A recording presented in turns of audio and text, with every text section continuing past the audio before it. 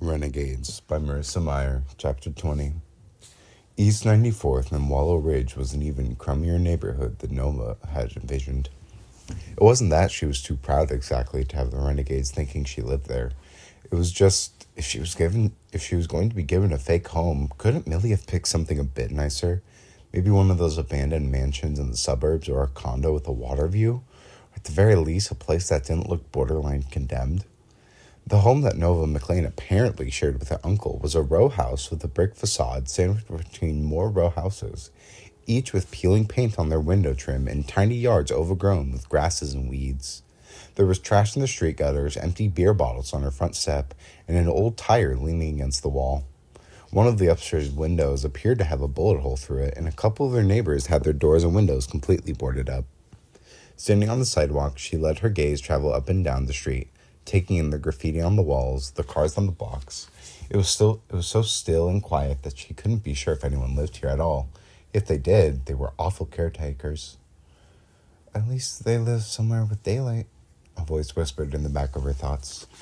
Nova frowned at her brain's intrusion into her critique of the neighborhood, but then she thought about it and her face softened. Actually, sunlight was a definite plus, and at night there would be stars. She climbed the short stairs and stepped over the beer bottles. A brass nail slot on the door had long ago been engraved with the single word, McLean. It was the first indication that Nova had seen that her fake identity might actually be tethered to someone in the real world. Contrary to what Millie had told them, it made her wonder what had become of the real McLeans. Nova tested the doorknob and found it unlocked. She shoved the door open, revealing a narrow sitting room and a collection of cobwebs. She was surprised to see furniture. 2 dated armchairs and an entertainment console, though whatever TV or radio had been there before was long gone, replaced with a thick layer of dust. The room had once been done up in garish paisley wallpaper. The strips of it were starting to peel. What gave her the most pause, though, were recent footprints left across the dusty hardwood floors, making a series of back and forth paths between the front door and the staircase that lay straight ahead. Settling a hand on her belt, which still had the instruments she had brought with her to Renegade HQ that morning, she stepped inside. She passed a collection of framed photographs on the wall, the McLean family perhaps, but she did not bother to inspect their faces as she headed up the staircase. The wood groaned beneath her, shattering the still silence of the house. She froze and listened. When only the sound of her own breath could be heard, she turned the corner and proceeded up the rest of the staircase. On the second floor, there was a door to her left, barely cracked open, and an open living area to her right, with a bedroom beyond it. Nova reached out her hand and nudged open the first door the rest of the way. Inside was a bed frame with no mattress, and yellowed curtain panels hung over 2 tall windows, one of which was flooding around the bullet hole. Turning, she made her way to the second bedroom, the master, judging by the small tiled bathroom attached to the closet. There was no furniture in this room, though. Only a backpack, a paper grocery bag, and a green sleeping bag in the corner with a large form curled up inside it. Nova paused in the doorway, staring at the form and hoping it wasn't dead. A stranger's dead body wasn't exactly the sort of housewarming gift she'd been hoping for. After watching for a moment, she detected a subtle rising and falling of breath. Sighing, Nova crossed the room. She spotted a handgun lying not far from the figure and, pressing her foot onto it, dragged it back out of reach. Then she cleared her throat. The figure didn't move. "Hey." A quiet snuffle. Scowling, Nova crouched down and nudged the figure through the sleeping bag. The figure yelped and rolled over, then shot upward. The man had a beard of thick whiskers and ears that stuck out too far from his head. Despite the gray sprouting in his hair and the wrinkles cut through his brow, Nova had the impression he was younger than he looked, but had been aged prematurely by too many unkind years. His hand went for the spot where the gun had been, but when it landed on only floorboards, he glanced down and spotted it tucked behind Nova. His bewilderment turned to a sneer. "Who are you?" he barked. "The new tenant," she said. "Sorry, but you're going to have to find somewhere else to crash." His eyes swooping over her renegade uniform, and she could see indecision warring behind his groggy eyes. It was clear he wanted to tell her to get lost and let him go back to sleep. But most people these days opted to treat any renegade with respect, regardless of whether or not they actually supported their rule over the city. "What?" he said. "You people claiming this block for another one of your social projects or something?" Or something. Grabbing the gun, she stepped over the man's sleeping bag and threw open the sash of the nearest window. She tossed the gun outside and landed with a soft thud on a patch of weeds in the back alley. "Hey!" the man yelled. Nova headed back toward the staircase. "You've got 2 minutes," she called over her shoulder. "If you're not gone by then, you'll be the next thing I throw out the window." She was halfway through the next room when he yelled back, "You think you can throw me out a window? I've had mutts that were bigger than you." Nova paused and turned back, peering at him through the doorway. "Now you have 1 minute."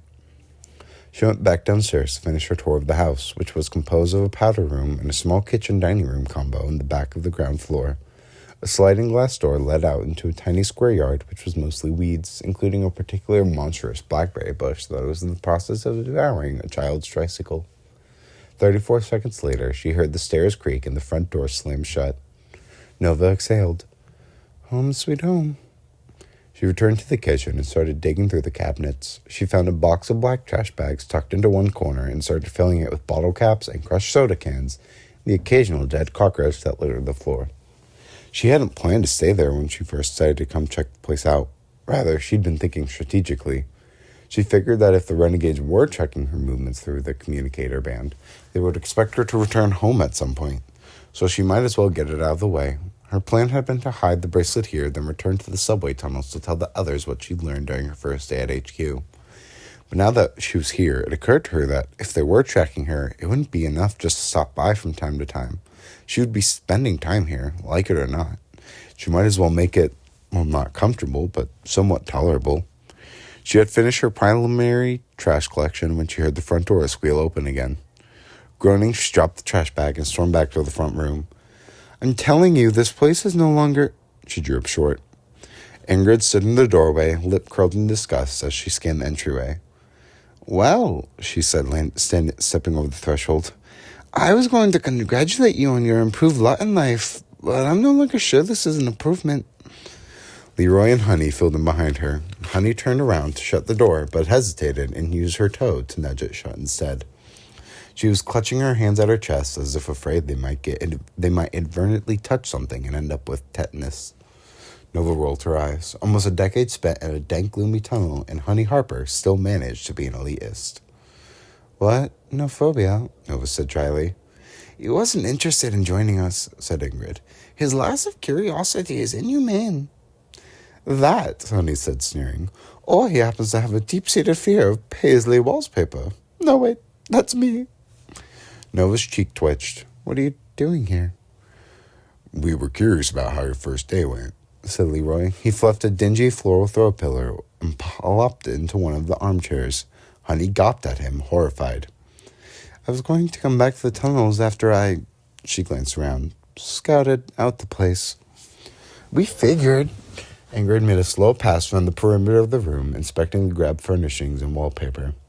"But we didn't think that would be such a great idea in case you're being followed." Nova frowned.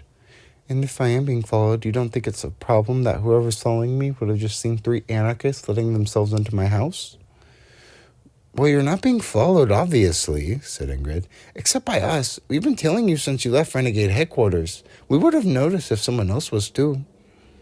"But you didn't know that," said Honey, daring to take another step into the room. "And it still seems risky for you to be coming into the tunnels so long as you're that." Her eyes swept over Nova's uniform. "We don't want to draw any unnecessary attention to ourselves." "So what?" said Nova, crossing her arms. "Am I banished from going home so long as the charade continues?" "Come on, Nova," said Ingrid. "It's hardly a loss. You're getting a whole house out of the deal." She opened her arms, gesturing at the room around them. "All my stuff is there," said Nova. "My weapons, my inventions, my clothes." "You're not being banished," said Leroy. "You are always welcome to return, of course. But let's give it a day or two, just to make sure the Renegades aren't keeping tabs on your whereabouts. Besides," he shrugged, "you always spend as much time above ground as possible. I don't see this being of much of an inconvenience for you." Nova pinched her limbs together, unable to argue that point. "Fine. It's not like I plan on spending a whole lot of time here either. As soon as I make it past my first official mission, I'll be spending any free time at headquarters, learning whatever I can." "That's the spirit," said Ingrid. She had completed her lap around the room and now stopped in front of the wall with the framed photographs. She took one down from the wall, revealing a bright square of wallpaper where it had hung, indicating just how much the rest of the walls had faded with time. Did you learn anything of interest today? Said Leroy, shifting his weight to try and get more comfortable on the lumpy cushions. Nova tossed her trash bag onto the floor and did her best to recount the days she'd spent touring headquarters. Though she had learned very little about the experiments happening in research and development, or anything about the Sentinel, she had at least begun to develop a tentative grasp of how the organization functioned, the hierarchy, the structure, the scope of what they were hoping to accomplish, and it went so far beyond what she expected. Sure, she knew their stance on crime and law enforcement, and even on social programs. She knew the councils saw themselves as benevolent leaders attempting to solve all the problems of humanity, without an apparent grasp of how their involvement was only dooming society to the helplessness and desperation. But she had rarely stopped to think of the Renegades as a global organization, with their power continuing to grow with every prodigy who came here to be trained. Were cities around the world becoming as dependent on the rule and protection of prodigies as Gatlin was? How long before all of humanity gave up on personal freedom and responsibility? How long before they forgot what that felt like at all? She had now seen the proof of their power with her own eyes, not only in their technology and weapons development, but in sheer numbers as well. She knew that only a fraction of their workforce had been in the training halls when she toured them, and she could still feel the way her lungs hitched when she saw them.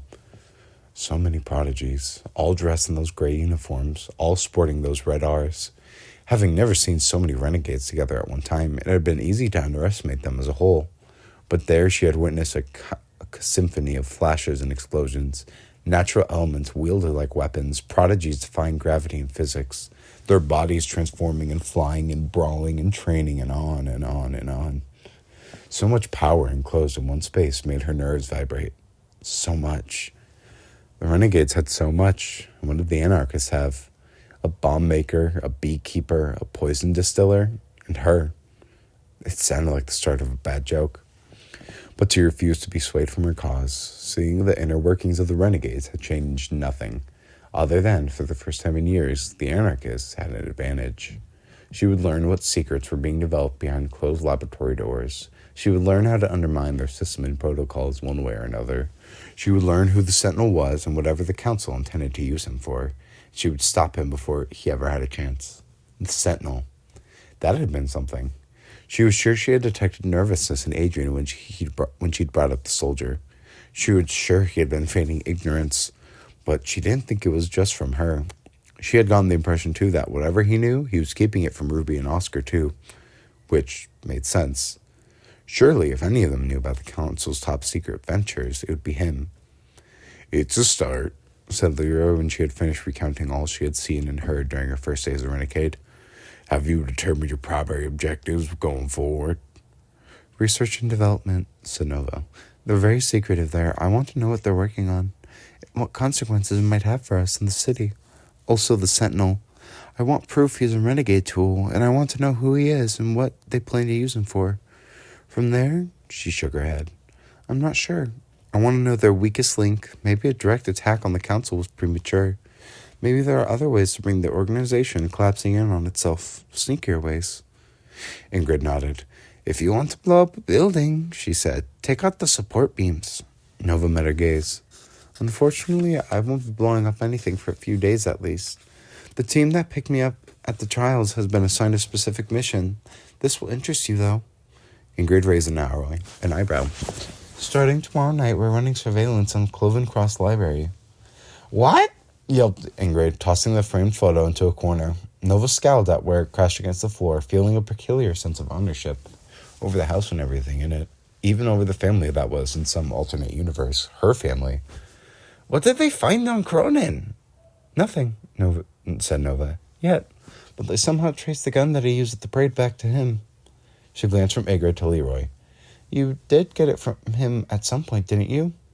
"Years ago," said Leroy, rubbing his cheeks so hard the scarred flesh wrinkled and bulged around his fingers. "He used to stock that particular model a lot. I should have realized they would draw a connection back to him. That was sloppy of me." "They don't have any proof of his involvement yet," Nova insisted. "They're just suspicious. As long as the librarian can refrain from buying or selling anything illegal for a while, they shouldn't be able to pin anything on him."